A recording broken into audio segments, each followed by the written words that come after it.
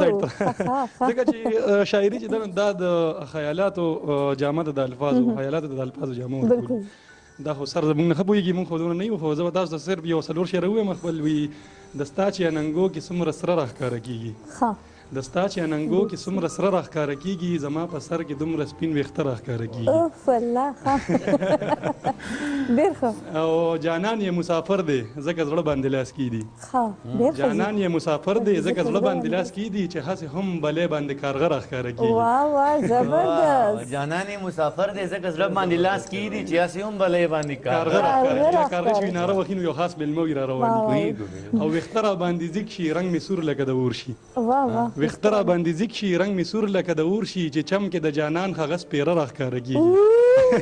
کیا بات ہے فیصل. او چې نه راځي بیخي دا اندازه یې د راتلو وي. او ماته هم شک دی دا اندازه یې د راتلو وي، چې نه راځي بیخي دا اندازه یې د راتلو وي، دا هم سمه سپوږمۍ ده په تیاره راښکاره کېږي. او مای ګډنس زه ورته همیشه هم داسې وایم. او ویښته داسې په ناز، باڼه داسې په ناز د غټو سترګو نه اوچت کړي. وا ډېر ښه.